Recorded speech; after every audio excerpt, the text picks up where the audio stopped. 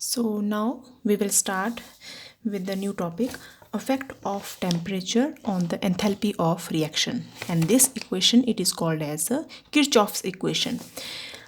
Now I have told you what is enthalpy. Enthalpy is denoted by delta H. So how this enthalpy is affected by temperature T? It is given by any equation. It is called as the Kirchhoff's equation. So we will see how it is derived. This equation is derived. Now I have told you what is enthalpy of reaction. Enthalpy of reaction is the heat change of the reaction, and heat change it is given by Q. I have told you. Before deriving this equation, let me tell you something कि जब भी किसी body में heat दी जाती है, मान लो Q amount of heat किसी body में दी जा रही है, तो उसका टेम्परेचर क्या हो जाएगा? इंक्रीज. तो मैं क्या बोल सकती हूँ? Q is directly proportional to T. किसी भी बॉडी में अगर Q अमाउंट ऑफ हीट दी जा रही है तो उसका टेम्परेचर राइज हो जाएगा. अगर मैं कॉन्स्टेंट ऑफ प्रोपोर्शनलिटी रिमूव कर दूँ तो क्या बन जाएगा? ये C इंटू टी. ठीक है. अब मैं क्या कर दूँ? Q अपॉन T कर दूँ, वो किसके बराबर आ जाएगा? C के बराबर. और ये जो C टर्म है, this term it is called as the heat capacity. ठीक है. तो हीट कैपेसिटी क्या चीज़ है? It is the change in the Q क्या चीज़ है? ये enthalpy, change in the temperature of reaction when Q amount of heat it is supplied to it. It is called as the heat capacity of the reaction. Now heat capacities, these are of two types. One is heat capacity at constant pressure Cp, and one is called as heat capacity at constant volume Cv. Value of Cp is equal to delta H upon delta T at constant pressure. और CV की value को क्या लेते हैं हम? जब भी हम heat capacity eight constant volume, तो हम इंटरनल एनर्जी लेते हैं. तो internal energy is delta U upon delta T at constant volume. ये पता होना चाहिए था. Now let us calculate the effect of temperature on enthalpy of the reaction, how it is affected. अब मान लो हमने कोई रिएक्शन ली. कौन सी reaction? When A reactants they are changing into product B. ठीक है. अगर मैं इस रिएक्शन के लिए एंथैल्पी ऑफ रिएक्शन लिखूं डेल्टा H, तो डेल्टा H क्या हो जाएगा? एंथैल्पी ऑफ प्रोडक्ट मतलब B minus enthalpy of reactant मतलब रिएक्टेंट क्या है आपके पास? HA. Is it clear? अब मान लो enthalpy of HB minus, sorry हम क्या लिखेंगे इसको? ऐसे है, delta H is equal to HB minus HA. ये बहुत बड़ा साइन लग गया, डैश नहीं है, ये माइनस है. HB minus HA. तो this is the enthalpy of reaction. अब मान लो मुझे क्या चेंज करना है? मुझे क्या चाहिए कि मैं एंथैल्पी ऑफ रिएक्शन को टेम्परेचर के साथ कैसे वेरी करूँ. तो I will differentiate this equation with respect to temperature, जैसे मैंने यहाँ किया है. क्या किया है मैंने? Differentiating delta H with temperature at constant pressure is equal to delta HB upon temperature के साथ change at constant pressure minus D into delta HA upon delta T at constant pressure. ये कर दिया मैंने differentiate with respect to pressure. अब मैंने आपको थोड़ी देर पहले क्या बताया था कि delta HB upon delta T upon eight constant pressure किस चीज़ के बराबर है? ये है Cp के बराबर, heat capacity eight constant pressure. लेकिन किस चीज़ के लिए? ये प्रोडक्ट की बात मतलब B की बात है. Minus delta HA upon delta T, change in the heat capacity, change in the enthalpy upon delta T किस चीज़ के बराबर है? Heat capacity eight constant pressure. लेकिन ये किस चीज़ के लिए आपके पास? A के लिए है. A मतलब ये है रिएक्टेंट्स के लिए. तो हम क्या बोल सकते हैं?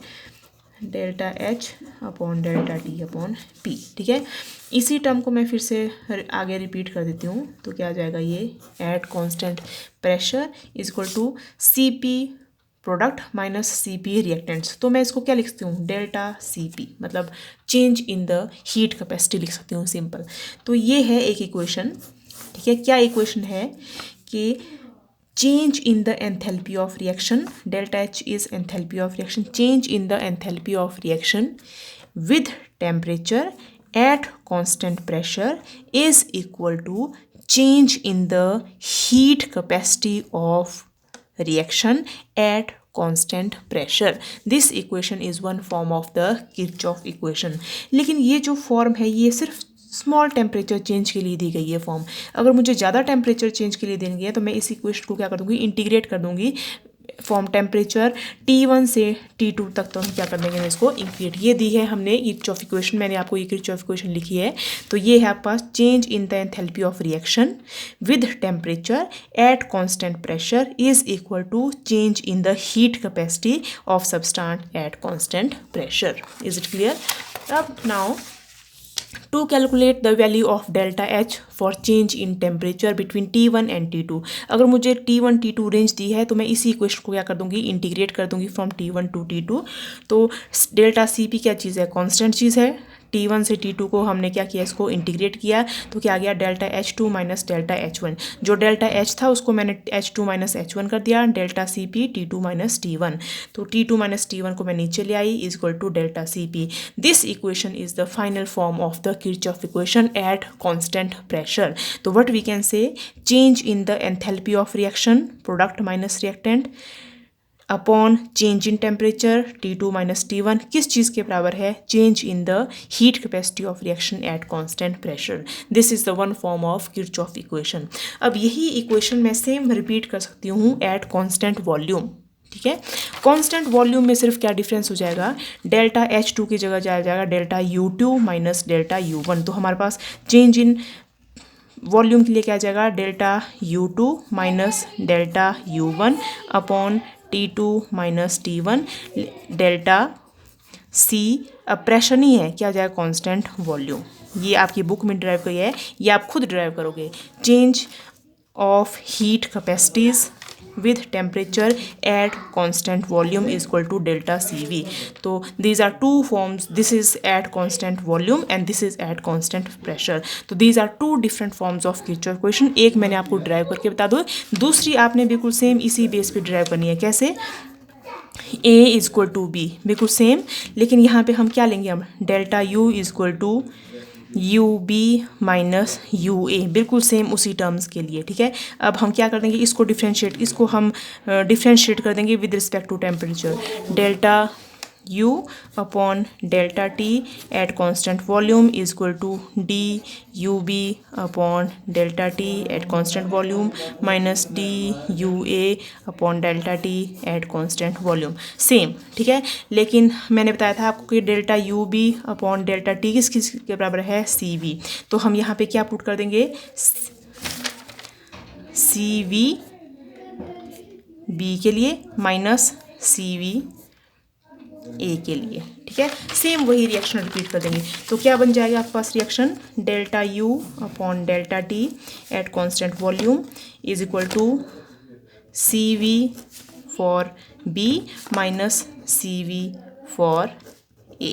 और ये CV minus B for CV for A क्या चीज़ है, ये है डेल्टा CV। तो ये रिएक्शन आ गई, फिर से रिएक्शन वही किरचॉफ इक्वेशन, लेकिन यहाँ पे क्या है, इंटरनल एनर्जी है।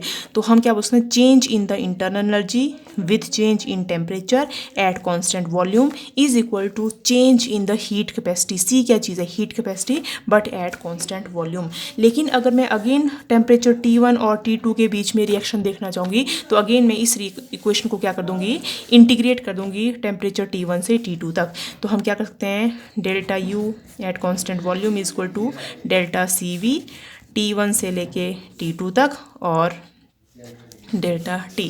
तो इसको सॉल्व करके हमारे पास फिर से रिएक्शन कैसे बन जाएगी, हमारे पास delta U2 minus delta U1 is equal to delta CV।